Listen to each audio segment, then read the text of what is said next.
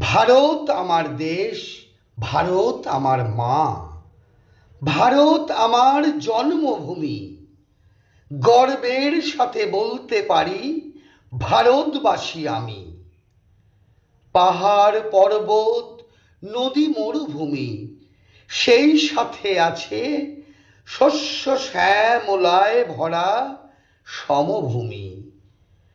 রূপ গুণে মায়ের নেই কো তুলনা, কষ্ট হয় যদি করে কেউ মায়ের সাথে ছলনা। রাজনীতি আগে নয়, আগে আমার দেশ। ক্ষতি করতে এসো না কেউ ধরে ছদ্মবেশ।